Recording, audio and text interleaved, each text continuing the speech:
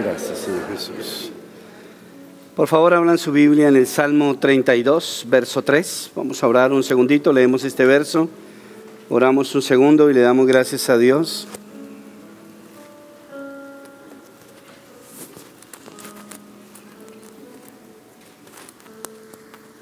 Salmo 32, verso 3. ¿Lo encontraron?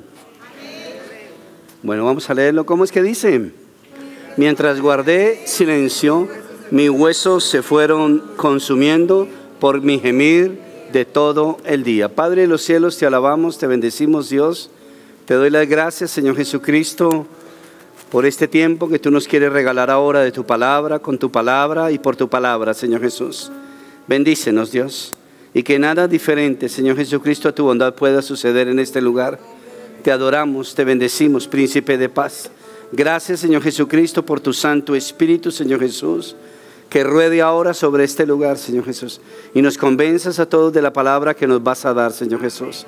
Te amamos fuertemente, Dios, y con la fuerza que te amamos, te damos el mejor aplauso de toda nuestra vida. Amén y amén. Gracias, Andresito. Muy bien, volvamos a leer Salmo 32, 3. ¿Cómo es que dice? ¿Mientras qué? Mientras guardé ¿qué? Silencio. ¿Qué pasó?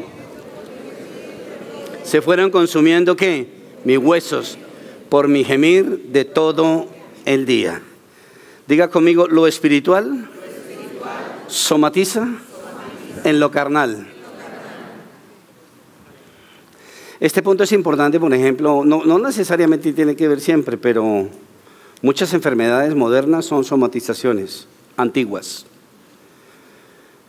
La somatización es algo bastante fuerte y por eso hoy voy a predicarles acerca del tema, de algunas cositas que son importantes. El pecado que se guarda, vamos a pensar en un segundo, por ejemplo, en un pescado. Usted compra un pescado, una libra de pescadito, y usted no lo guarda en la nevera y lo deja más o menos unos 15 días ahí al lado de la cocina. ¿A qué huele? ¿A qué huele? Inmundo, ¿cierto? Ahora demos otro ejemplo. 15 días sin desodorante. El pecado es igual. Qué pesar que Dios no nos haya regalado, digo yo, no por Dios sino por mí, nos hubiera regalado un olfato de pecado y nos daríamos cuenta a lo que huele el pecado. Y el pecado no confesado se va pudriendo. Y se pudre y si usted se da cuenta, nosotros somos curiosos y hasta irónicos. Porque uno llega a oler un mal olor y uno ¿qué hace? Ay, ¿cierto? Una persona que le hable a uno con un aliento feo, uno se la aguanta, pero después dice, uy, olía inmundo, ¿cierto? Y el pecado no nos huele. Pero como Dios es perfecto, digan amén, el pecado se somatiza. Aunque el pecado no molesta el buque de nosotros para percibir ciertos olores, el cuerpo es una alarma para ver que usted está pecando. Y aquí lo dice el salmista: mientras guardé silencio, los huesos se me estaban pudriendo. ¿Qué es los huesos? Los huesos son la estructura metálica ósea que tiene el ser humano para poderse ¿qué? Sostener. Sin los huesos estaríamos caminando como invertebrados, ¿cierto? Como serpientes, como esto. Y si usted se da cuenta, aunque usted tiene huesos y yo tengo huesos, el pecado nos hace que nos arrastremos como serpientes. Entonces aquí vemos cositas que a veces pasamos por alto. Y que hoy es bueno decirle al Señor que no queremos pecar más. Ningún amén, ¿cierto? Bueno, seguramente ese sermón no es para acá, pero anótelo por si de pronto alguna vez conoce una persona que huela feo. El rey David era un hombre que tenía unas características muy bonitas. Era un gran pecador y era un gran arrepentido. En la misma capacidad que pecó, en la misma capacidad se arrepintió. Me encanta, me encanta. Y si usted se da cuenta, seamos honestos, Muchos de nosotros pecamos mucho y nos arrepentimos. Y el rey David tenía las dos capacidades. Por eso Dios lo premia tanto. Porque David tenía una cosa. David mató a un tipo porque le gustó la vieja. Una cosa terrible, ¿cierto? Eso es feo, ¿no? Usted se imagina que a uno le guste una vieja y uno diga, a ese muñeco déle en piso porque me quiero quedar con la muñeca de él. Ay, terrible. Y ese era el rey David. Pero el rey David tuvo una cosa bonita. El rey David entendió lo que era el arrepentimiento genuino. Si usted lee los salmos, el rey David no lloró arrepintiéndose. Si usted lee primera de Samuel, segunda de Samuel, las crónicas, usted se da cuenta que David no lloró. Pero David, ¿qué hacía? Se arrepentía como genuinamente. Y eso hizo que Dios llegara más adelante a decirle que tenía un corazón bonito. ¿Dicen amén? Eso se trata de la conversión. La conversión no puede ser social. La conversión tiene que ser espiritual. ¿Por qué les digo que la conversión no puede ser social? Porque mire una cosa, mi niño bonito, mi niña linda. Me pasa a mí, no sé si le pase a usted. Uno muchas veces se sorprende por el pecado de uno o se avergüenza, mejor la palabra avergonzar, porque lo descubrieron. Social. Pero Dios quiere que nosotros tengamos una conversión de arrepentimiento genuina, es decir, que nosotros lo hacemos porque a Dios no le agrada. ¿Dicen amén? Diga conmigo, a Dios no le agrada que yo peque. Amén. Y por eso dice, mientras guardé silencio. ¿Por qué dice que guardó silencio el rey David?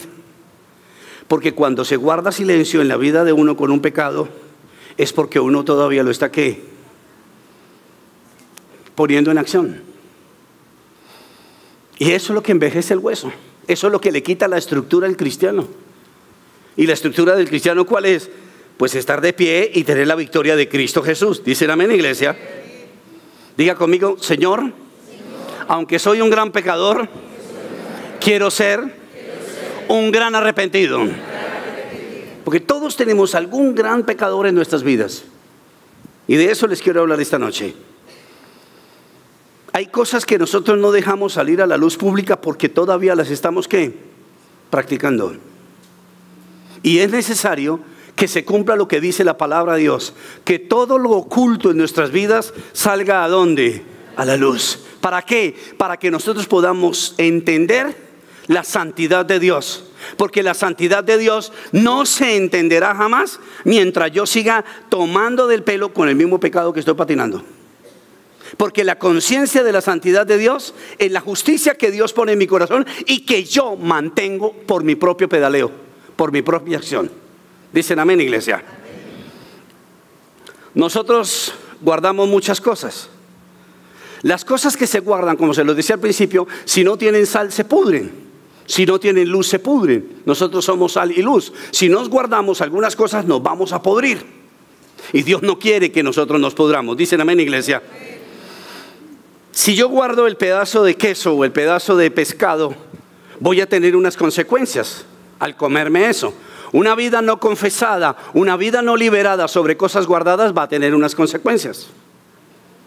Ahora venía para la casa y me tomé un líquido y me dio por mirar el líquido y estaba vencido hace un mes. Y era un líquido que es como un suero. Y me asusté y me puse a orar. Y le dije, Señor, guárdame. Dios seguramente en su infinita misericordia me guardó de que me diera una reacción, una piquiña o alguna vaina rara. Pero no siempre lo podemos hacer con el pecado. Usted no puede pecar y decirle, Señor, y guárdame de la alergia, de lo que me va a producir esto. Porque usted necesita conducirse como Dios, porque Dios es santo. Amén. Diga conmigo, yo soy santo porque Dios es santo. Dígalo por segunda vez. Muchos luchan con esto, y especialmente cuando son muy nuevos en la fe. No luche con ser santo, usted es santo. Lo que pasa es que usted no es santo como Dios es santo en el sistema, en el nivel, perdón, de la Trinidad de Dios. De que Dios es santo, santo, santo. Nosotros somos santos que nos estamos perfeccionando. Dios es santo, ¿por qué? Porque Dios es la perfección de la santidad. Díganme, amén, iglesia. Yo estoy siendo santificado. Yo estoy siendo consagrado. Y por eso tengo que ayudarle a Dios, ¿cómo? Manteniéndome en la voluntad de Él, que es pura, que es agradable. Amén, iglesia. Si algo se está deteniendo en nuestras vidas, nosotros tenemos que pensar que algo se está pudriendo en nuestras vidas. Siempre piense que algo se está deteniendo en su vida. Usted debe pensar, algo se me está quemando, algo se me está dañando. Porque no es lógico que uno en la vida esté todo el tiempo tratando de levantarse y cayéndose. Hay pecados que no confesamos que nos llevan a la miseria. Y el rey David estaba en la miseria porque su pecado se le había vuelto algo muy grande. Y lo único grande que tiene que haber en la vida de un cristiano es Dios. Dice amén, iglesia. Cuando uno va a confesar un pecado, yo no sé si a usted le ha pasado esto. Uno va a confesar un pecado y uno siente una voz que le dice, ni te atrevas. Hay una vocecita que le dice a uno, no es necesario. Dios ya te perdonó. Y resulta que ese cliché de no es necesario, Dios ya te perdonó, es pura religiosidad. Porque para que haya conversión tiene que haber liberación, pero no puede haber liberación si no hay arrepentimiento. ¿No dicen amén? Está cayendo muy gordo el sermón. Recuerde que todo lo que pulimos nosotros como hijos de Dios tiene como propósito agradar a Dios, pero que también Dios nos dé las bendiciones. O sea que cualquier sermón nos tiene que agradar para crecer delante de Dios, para que Dios nos haga crecer delante de Él. ¿Dicen amén, iglesia? El diablo no desea que usted confiese su pecado. ¿Por qué? Porque el diablo necesita que su interior, sus huesos se pudran. Porque si se pudre sus huesos, se cae su estructura, se colapsa la credibilidad o el acceso que usted tiene o que quiere tener hacia Dios. Usted no se puede sostener si está en pecado. Y el enemigo lo sabe bien. Confesión te libera. Entonces el diablo dice, no hay necesidad de decirlo. Es que este tipo es muy cansón. Y por eso el buen consejero goza de discernimiento. Y por eso cuando uno está sentado como consejero, no quiero decir que sea un buen consejero yo, pero Dios sí. Y cuando uno se sienta a aconsejar a una persona, uno sabe que las personas se sientan al frente y lo primero que tienen que guardar, lo primero que quieren o tienen miedo es de ser de alguna manera desenmascarados. Y entonces Dios le da al consejero un sistema, una cosita que llama el discernimiento. Entonces uno tiene la parejita ahí o los muchachos. Y el Espíritu Santo le muestra cosas, ¿para qué? Para liberar a esa persona. ¿Dicen amén? ¿Para qué? Para que no se le pudra la estructura. Porque si tenemos podrida la estructura, no vamos a hacer nada. Ahora que estamos haciendo la ampliación para poder albergar más o menos 300 personas más el domingo por servicio, nos dimos cuenta que las estructuras que teníamos ahí en ese techo, que es nuevo, que es viejo, perdón, no es de lo que hicimos nosotros, no tenía unas buenas columnas, unas buenas vigas. ¿Y qué nos tocó? Reforzar.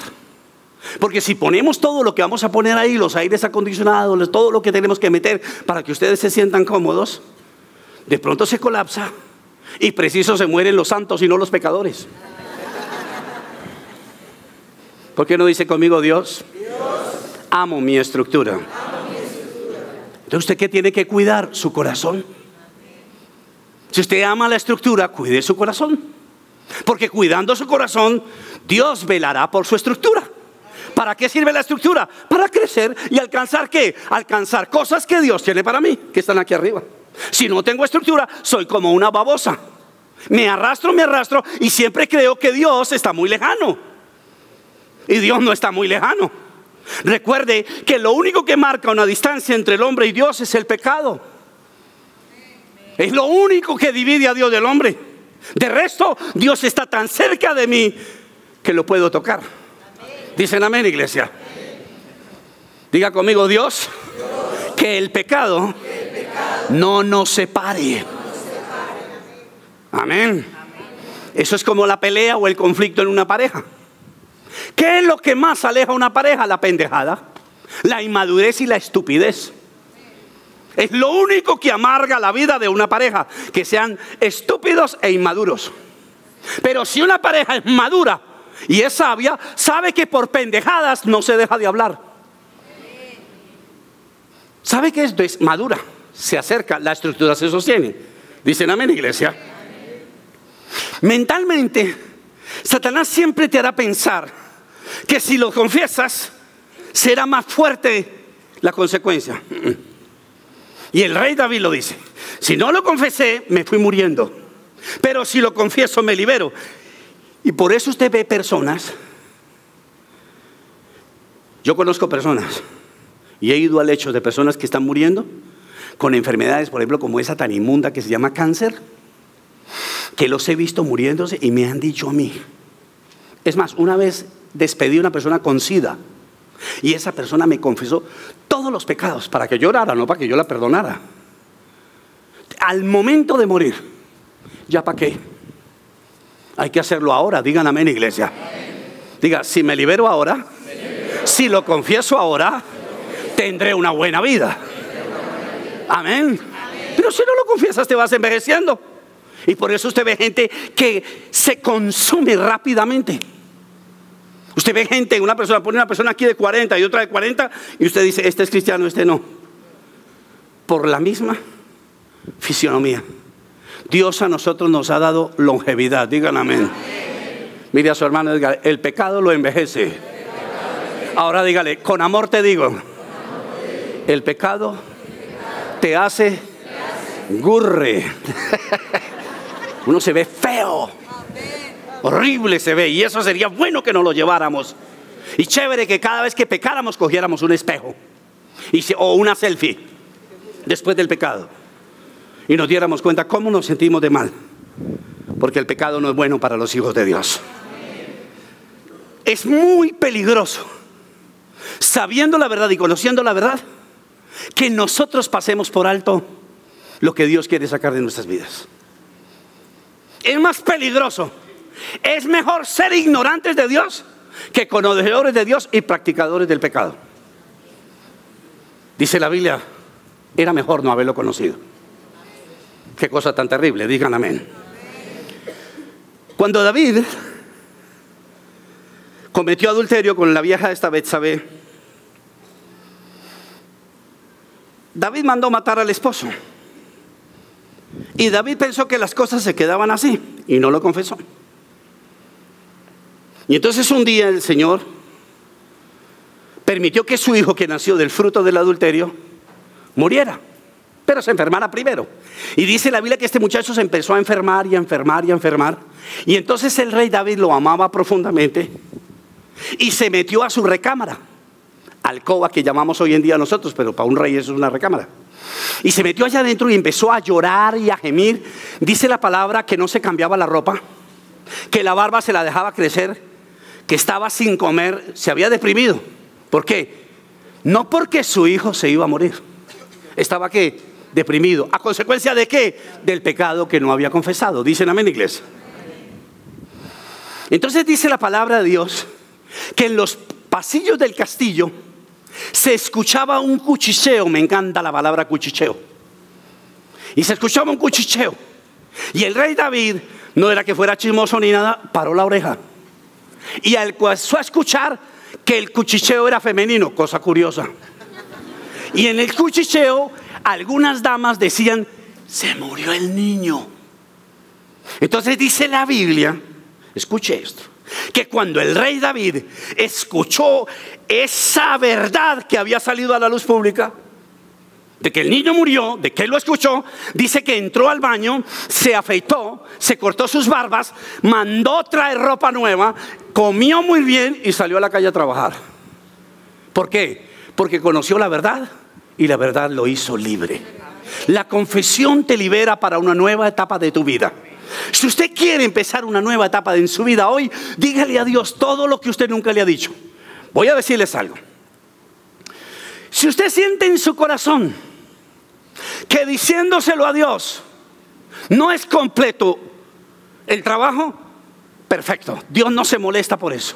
Para eso Dios tiene consejeros. Y a veces hay momentos en la vida, mis niños bonitos, donde uno tiene que conseguir un mentor para abrirle el corazón y decirle: mire, yo hice esto y esto y esto. Voy a decirles un caso. En el año 86, 85, yo aborté varias veces con una novia que tenía. Y eso se quedó así. En el año 83, perdón, 82, 83.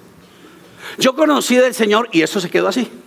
Yo iba al servicio y todo. Gracias a Dios, para mi manera de ver, el pastor nunca decía: y cuidado con los asesinos de bebés, porque ser abortador es ser asesino.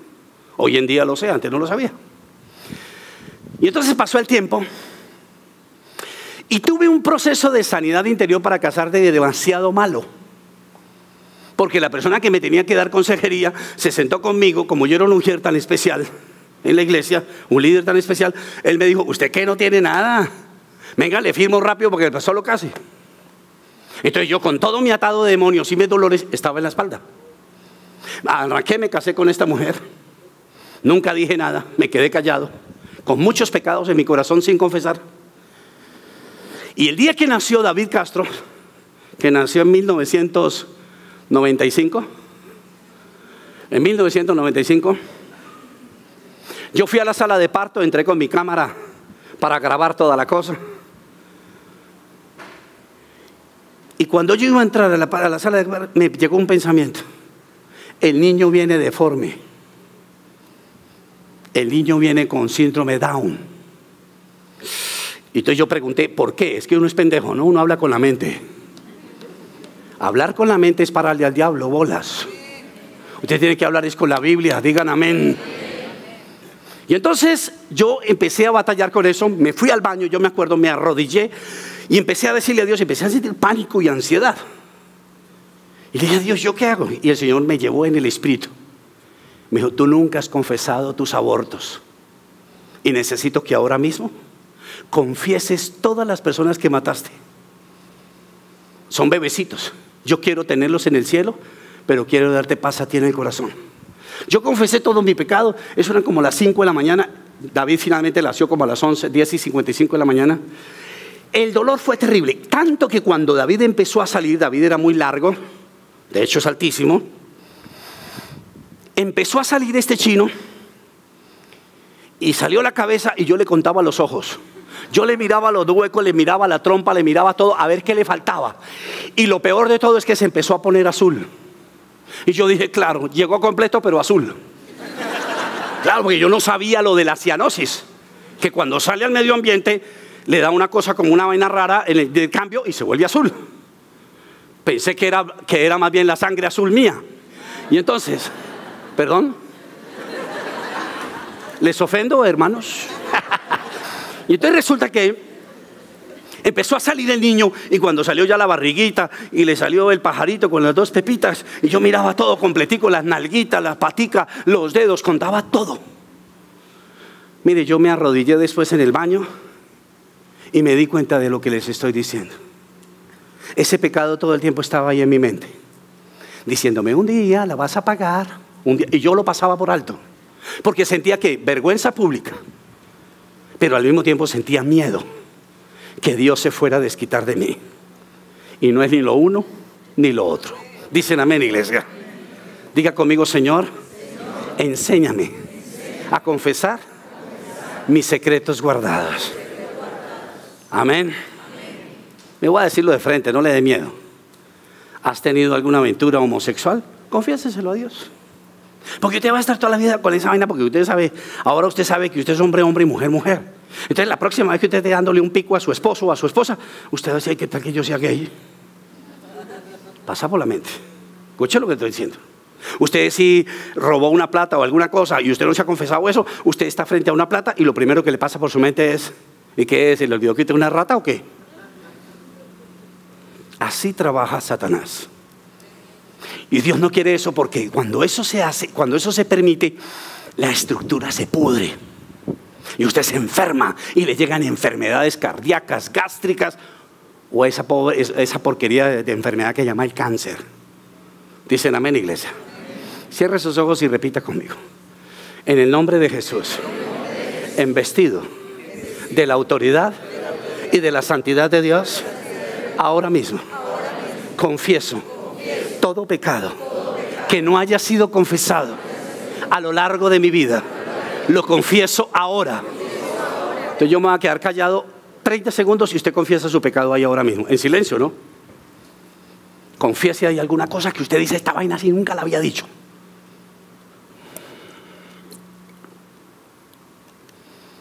Confiéselo. No le dé miedo decirlo. Está ahí con Dios.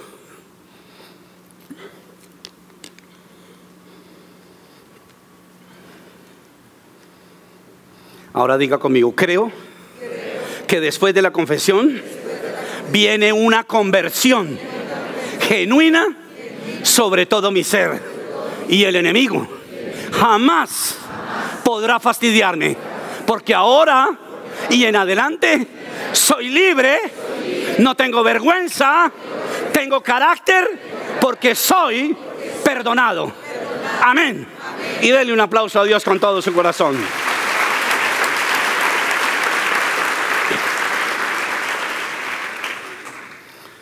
Siempre hay que tener la valentía para confesar. Si tiene la gallardía para pecar, tenga la valentía para confesar. Siempre, siempre. Dígale a Dios eso, porque siempre vas a pecar. Escuche Casarroca lo que le está diciendo su pastorcito. Siempre vamos a pecar. Yo con esto no le estoy diciendo que usted sea un atleta del pecado, pero usted sí es un fan del pecado, y yo. Y de vez en cuando nos damos nuestras vacaciones espirituales. Y ahí tenemos que tener el freno de mano. Si ya pecamos, tienes que confesarlo. Pero nunca pienses que porque eres hijo de Dios y pecaste, nunca vas a cambiar. Ese es un engaño del diablo. Usted puede caer 70 veces 7. Y escriba 70 veces el 7 así. Y ese es el número, no le cabe en una calculadora. De las veces que te puedes arrepentir, y de todas te levantará el Señor. Dicen amén, iglesia. Lucas 8, 17. Lucas capítulo 8, verso 17. Lucas 8, 17.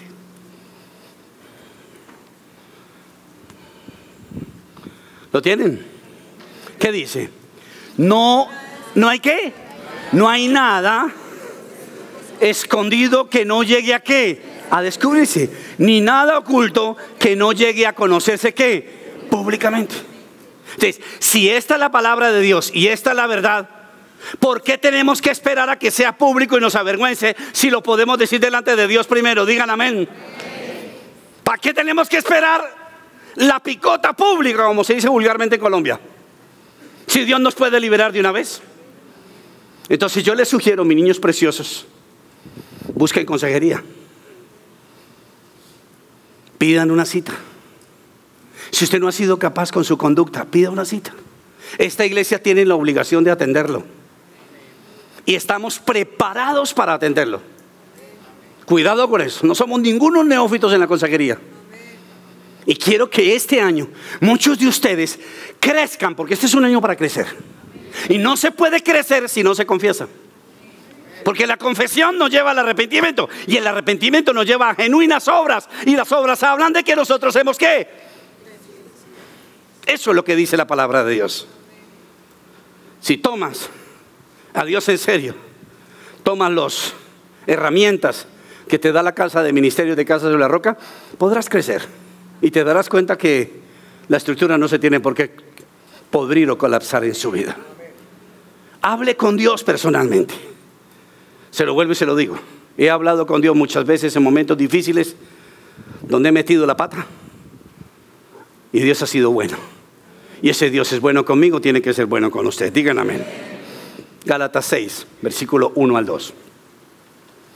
Gálatas 6, versos 1 al 2.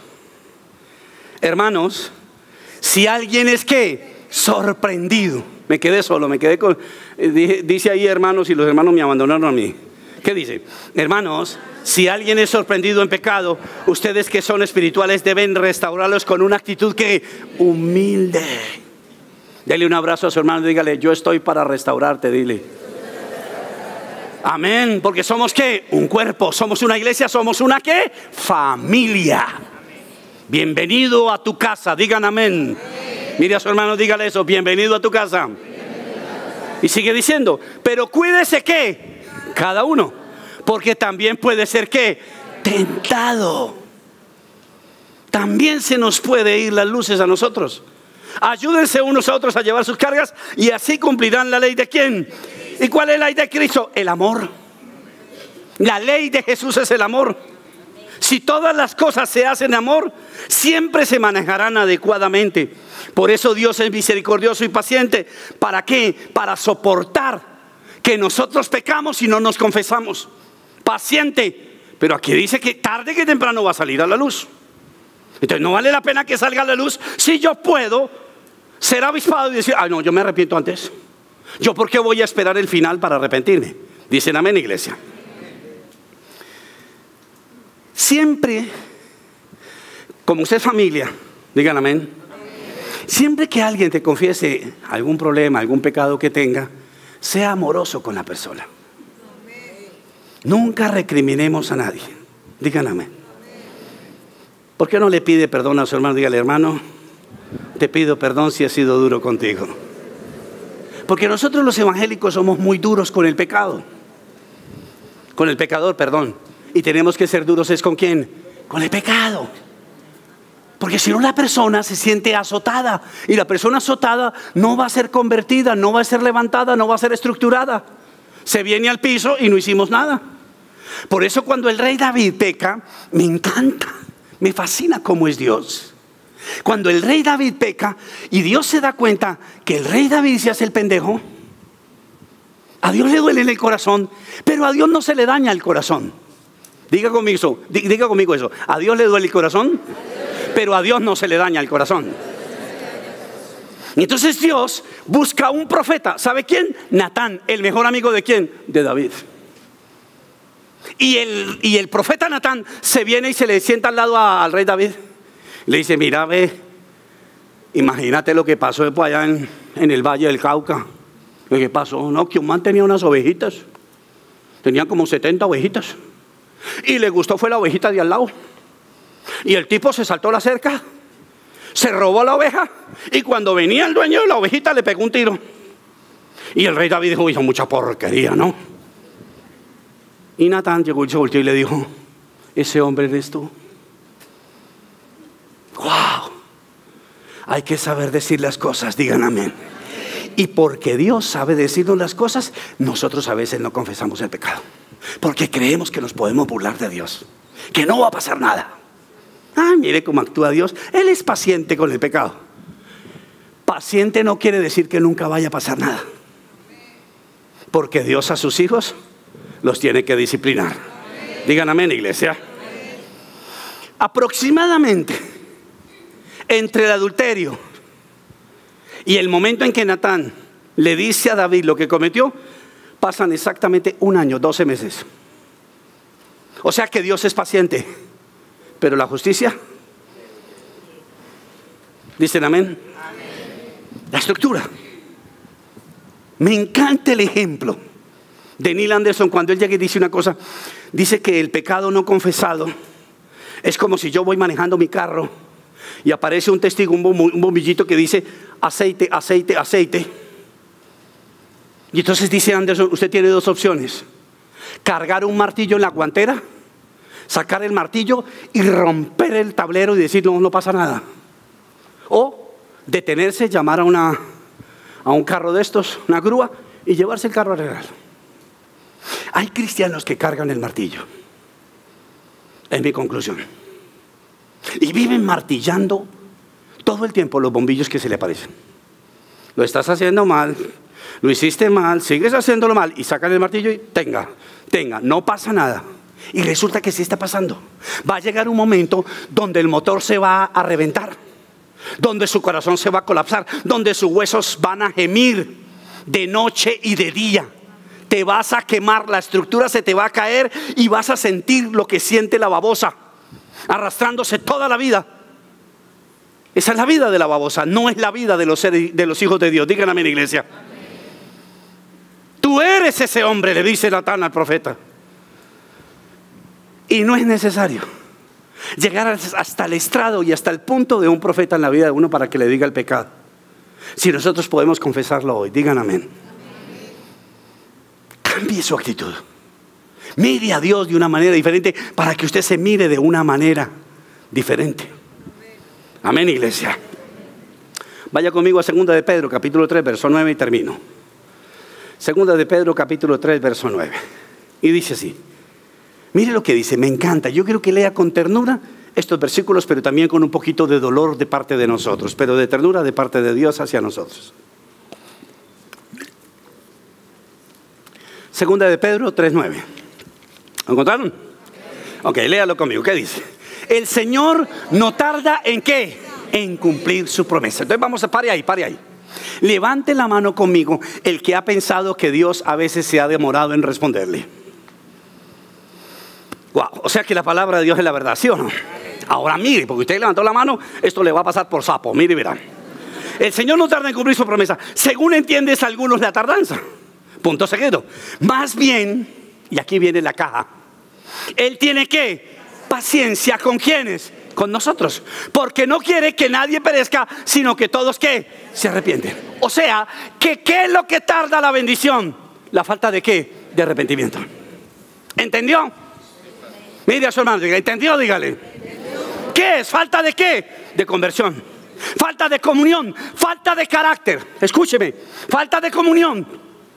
Falta de carácter. Falta de conversión. Que son 3 niveles importantes para llegar a ¿qué? A pegarle a la promesa de Dios. Dios no quiere demorarse. Dios no quiere demorarse, pero le toca demorarse. ¿Por qué le toca demorarse? Porque nosotros no estamos dejando espacio a la luz para que saque lo negro de nuestras vidas. Y mientras haya luz, mientras no exista luz en nosotros, la oscuridad prevalece. Y Dios nos llamó a ser santos a nosotros. Dicen amén, iglesia.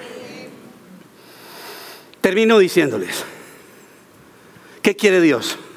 Un arrepentimiento genuino, verdadero, lejano de lo social, lejano de que me pillaron, lejano del dolor, lejano de la vergüenza de los demás y más bien cercano a ¿qué?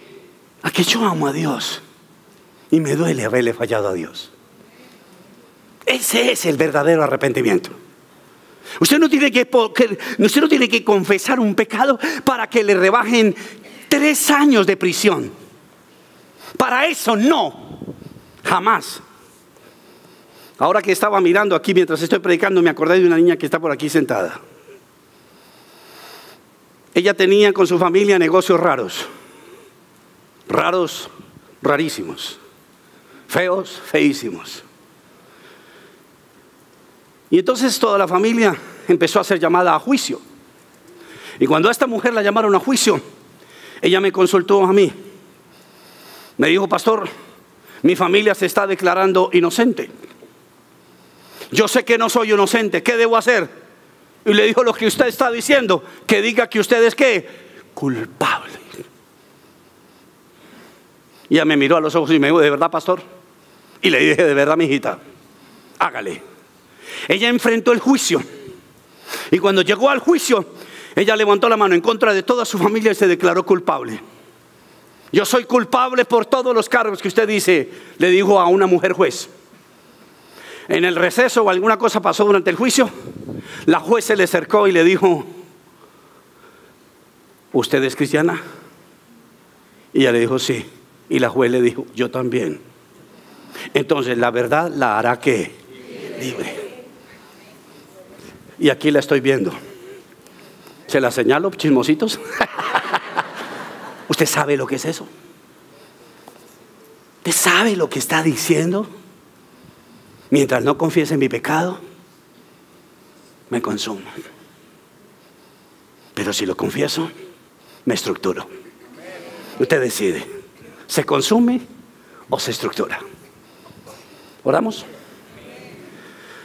Padre bendito, gracias Señor Jesús. Gracias, Solecito Santo. Gracias por el poder que tiene tu santa, preciosa y maravillosa palabra, Señor Jesús. Bendice a todos mis hermanos en esta noche, Dios. Y que lo que nos has hablado haya quedado en lo profundo del corazón, Señor Jesús.